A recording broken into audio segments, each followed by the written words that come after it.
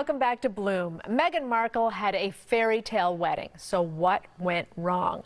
Dr. Ann Beal shows us through analysis of 169 of Grimm's fairy tales in her book Cinderella Didn't Live Happily Ever After that the tales themselves set us up for false expectations of happily ever after. Welcome, Dr. Beal. Good to have you here. Thanks so much for having me. So let's talk about this book, Cinderella Didn't Live Happily Ever After. Why did you feel it necessary to write this? I was inspired to write this book because I've always loved fairy tales, and I was having a bad day and I thought, I'm going to go home and read some fairy tales to escape.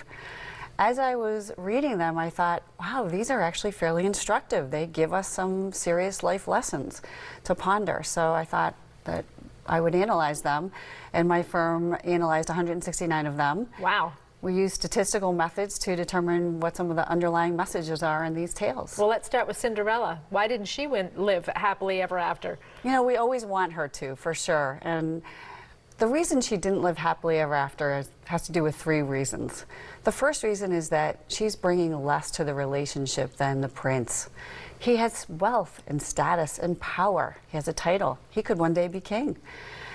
She's bringing a kind heart and good looks.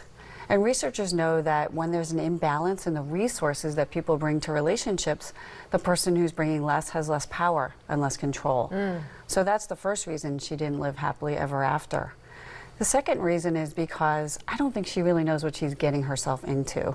She's from a middle-class home, maybe, and she doesn't understand the intricacies of monarchy and running it.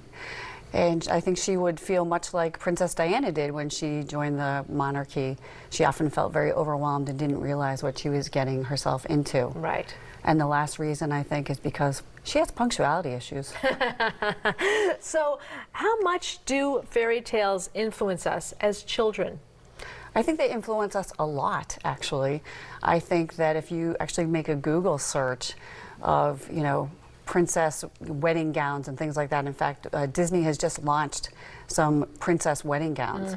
I think as little girls, we often want to be saved. Right. We want to find our Prince Charming.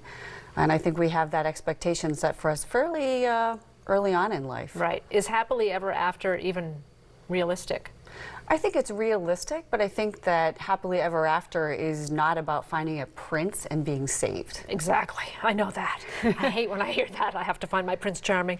Well, let's talk about Meghan Markle. We mentioned her. I mean, she's got it all going on. She's a strong woman, and she entered into the monarchy, and now they have fled the UK. What's going on there? Well, I think that Meghan doesn't get her happily ever after either for the same reasons that poor Cinderella didn't. So I think she's also bringing an imbalance. She's bringing less to that relationship. You know, he was at one point the most eligible bachelor in you know, the United Kingdom. And he has wealth and status and power, and he's sixth in line for the throne. And she's lovely, but she's not nearly as famous or as wealthy as he is. So I think there is a differential set of resources there and potentially different level of power and control.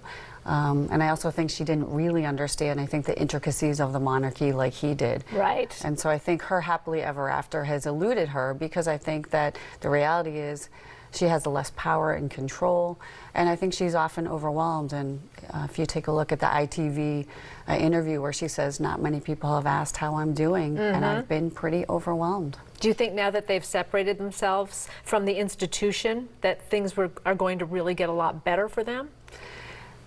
I think that things will be better, but I think that she's an interesting character and that I believe people will always have some level of fascination with her.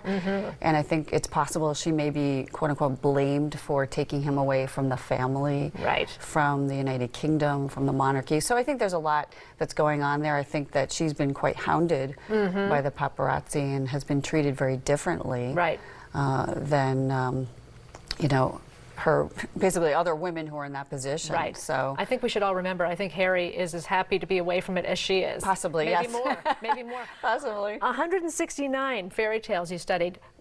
Did they all feature that prince and princess dynamic? Or was it just to look at relationships in general? So it's interesting. If you really look at these fairy tales, the most beloved ones are the ones where the woman is saved and she marries her prince. you know, the Sleeping Beauty, the Snow White. We need to rewrite some fairy tales. A little bit, yeah. But there's actually a lot of fairy tales where men marry up, interestingly. So we don't talk about those fairy tales as much.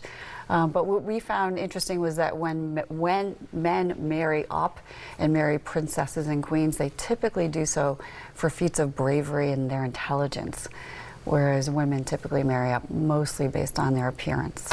Okay.